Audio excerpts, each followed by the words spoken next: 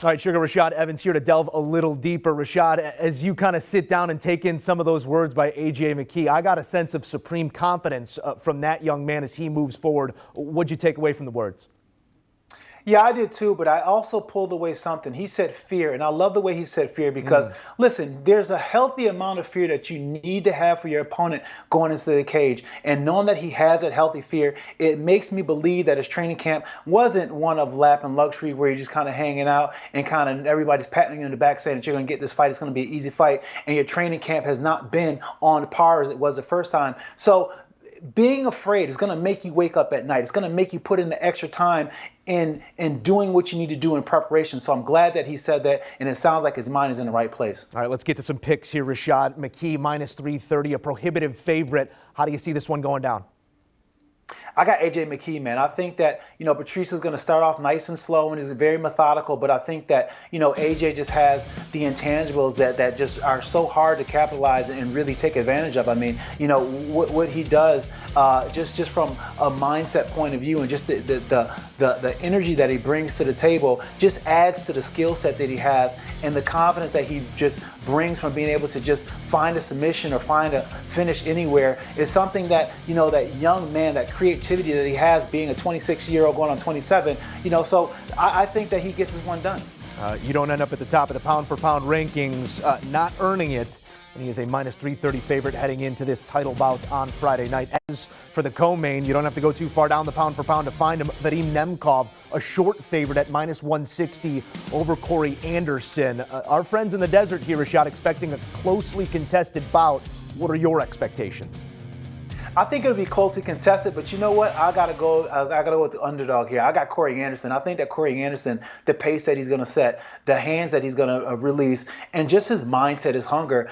Corey Anderson's a lot different than he was in the UFC, and you just kind of hear it whenever he speaks, and just the overall confidence, that he has, it is really gonna kind of come through on Friday, and I'm literally looking forward to him picking up the win.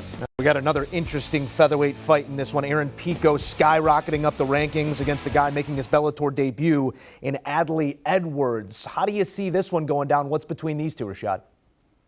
Well, I mean, Adley's coming in this fight short notice, which is very dangerous. I mean, this guy is short notice. He just fought a couple weeks ago, and he didn't get to fight it all out. He was on a 15-month layoff before then. So he finished his last fight, which was the 2nd of April, pretty fast. So he still has a lot of fight in him, and he's looking to really come into this fight as spoiler. Also, Pico knows that, and I think that Pico's going to rise to the level and get the W in this fight. I think he's going to take no chances with Adley here and go out there and finish him. Should be another exciting one in the featherweight division. Got to get a pick here on Timothy Johnson and Linton Vassell as well. Again, Vegas not separating these two by all that much. What will separate them on Friday, Rashad? I think what's going to separate him is Vassell's ground attack. Vassell's very good at being heavy on top, and he just drains you until he finds you in that position where he can take advantage and either land a submission or land some heavy ground and pound. Vassell has really changed his mindset since he lost 3 in a row, and now he's on a turn of winning 3 in a row since.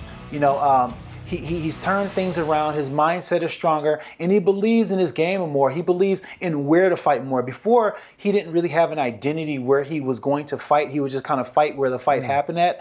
But now he has more of a method, more of a methodical way of getting the fight where he's best at, which is on the ground where he can finish the fight. So I got Vassell in this fight. We always have a method to our madness here on HQ as well, handing out winning picks with the Hall of Famer Sugar Rashad Evans. Before we let you go, one walk to the window. If you only made one play on this card, Rashad, what's your favorite play to make?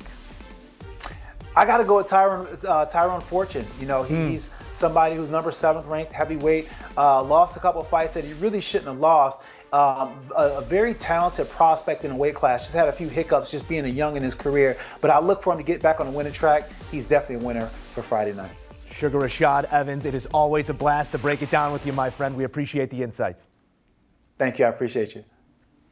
All right, taking a look once again at this main card, and what a card it is. Patricio Pitbull, a walking legend in the organization. AJ McKee, undefeated with a record on the line, a strap to boot, and then $1 million up for grabs between Vadim Nemkov and Corey Anderson. Top 3 fighters, pound for pound, in Bellator, appearing all on one card.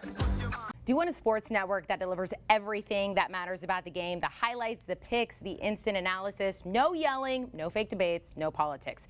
Hit the subscribe button and never miss a moment.